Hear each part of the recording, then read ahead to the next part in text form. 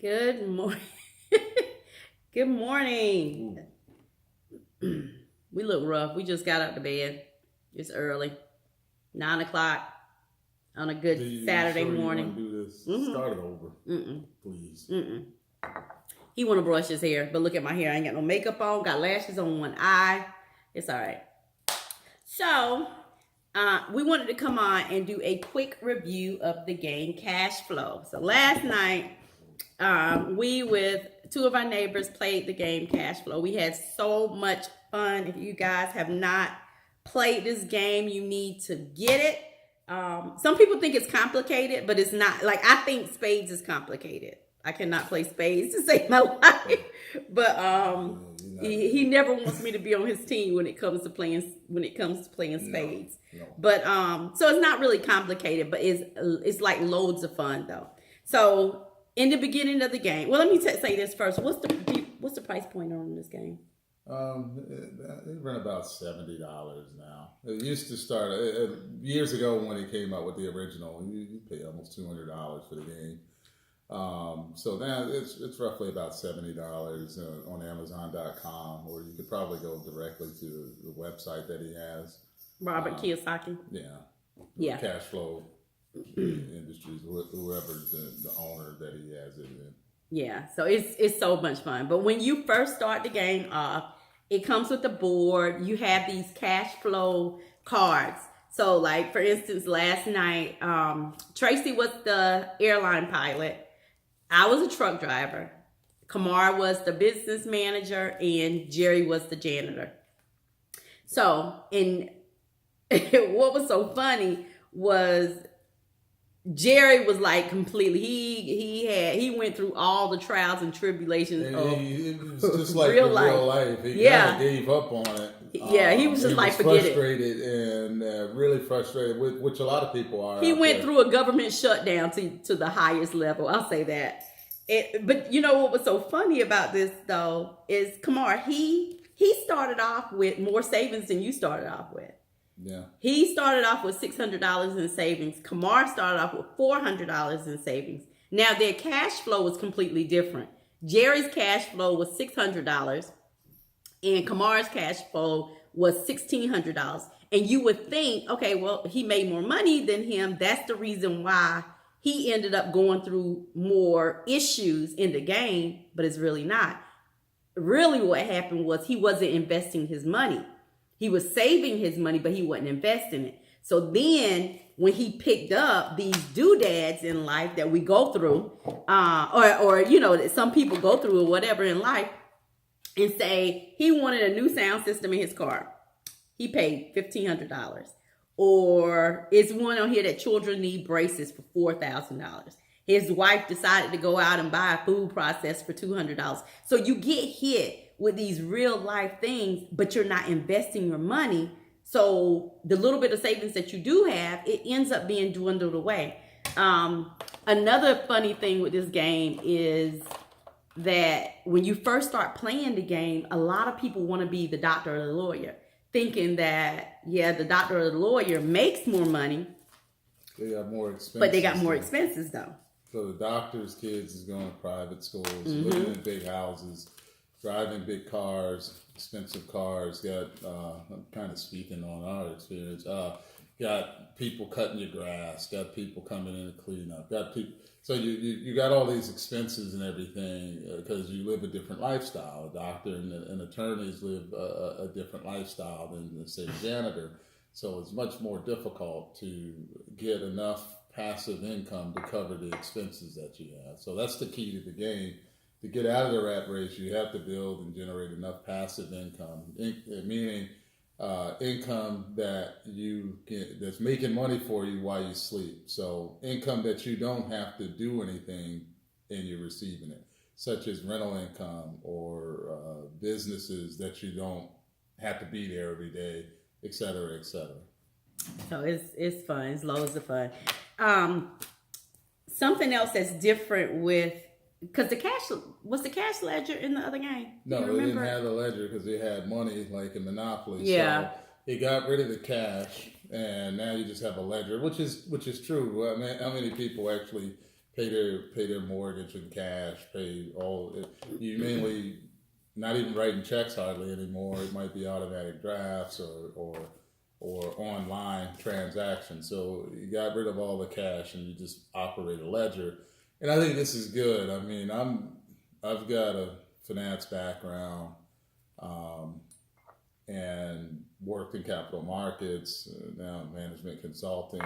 So I'm pretty comfortable with balance sheets and income statements, and looking at ledgers sometimes. But for the average person, they don't do these kind of things. And since it's not automatic, a lot of people say this should be automatic, but the reason why he has it to where you draw this stuff out and you got a pencil, and it's so you can actually learn how money flows, how transactions happen, and how you look at how you can read a financial statement. It's teaching you that while you playing the game. It's really teaching you that. And when we played, even though we were older people, I knew that they would struggle at first with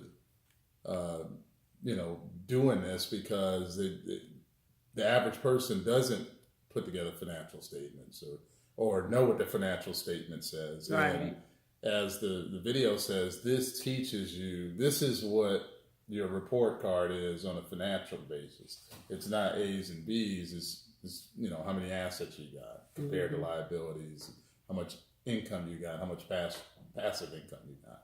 Yeah, because even with, the normal person would think, like, even whenever it comes to your house or your cars, they look at them as assets, and they're really not. They're liabilities once you play the game, because it's not bringing any cash flow in. But when it comes to the game and everything, so you start off. One thing that hurt me in the game is once I acquired a good bit of money, I had got up to like $20,000 in cash, and I'm still getting paid. I had a network marketing business, so every turn I'm getting extra money from this network marketing business. I had a real estate deal, but one thing that I was doing that kind of kept me in the rat race is I was doing small deals. So in the game, you have small deals and then you have big deals. And I stayed on the small deals because I was scared to invest in the big deals.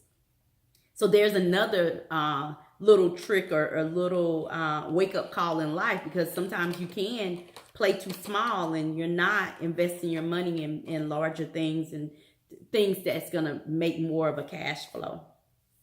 And then the last card that they have on here is the market card. This bad boy right here. You want to talk about that? Yeah, the market cards are just conditions that can impact all of the players in the game. And so it'll have certain conditions that may increase or decrease the value of certain assets, have opportunities to sell different things if you own it, or different conditions that happen in the economy or something that can affect everybody. And so when a player lands on that, then that card comes out. So again, this game, we call it a game, but it's actually a learning tool in a non-threatening environment. You can learn without going out there and doing major damage to yourself. And it's fun because it is a game, and you get together and play and laughing about all these things that you normally would be crying about. Yeah, we laughed. So it was so much fun last night, laughing at Jerry. I mean, he had an attorney so by trade. much. He's Yeah, an attorney by trade, really smart person, knows a whole lot, and was really struggling.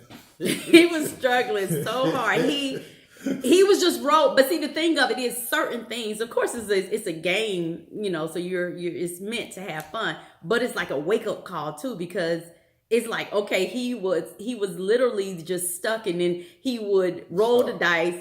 He would roll the dice, and it would land on 2, and then he would end up having to give up half of his income. He lost his job. He was going through 3 times. He lost his job in this game.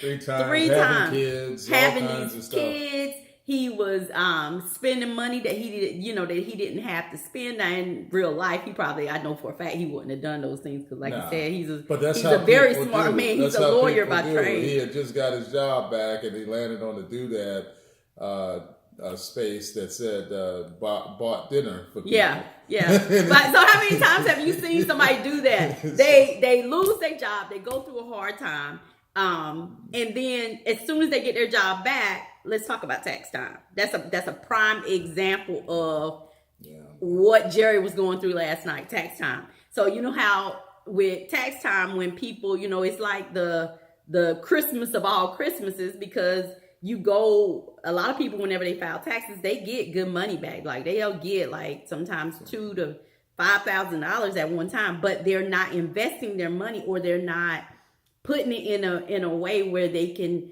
generate more cash flow. They end up spending, they taking people out, they buying the kids shoes, they're buying toys, they're buying all these things.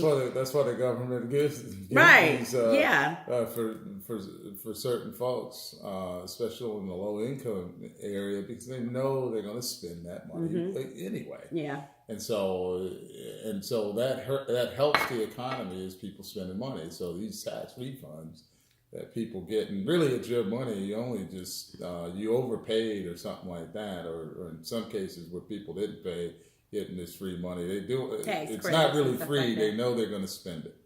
So they're putting it back into the economy. And that's why the IRS does that, because the people that own businesses and have properties and everything is just going to get that money right back as soon as they get it.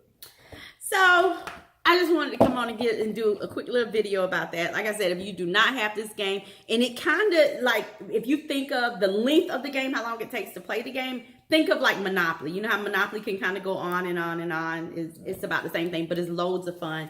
Like I said, if you don't have the game, get the game. Cashflow by Robert Kiyosaki. This is not this video is not sponsored or anything. They didn't send us the game. We literally paid for the game with our money. It's not sponsored. I'm not coming on here saying something nice about him because he sent me the game. So I just wanted to let everybody know. All right, y'all have a happy Saturday, and go get the game. Bye-bye. Bye.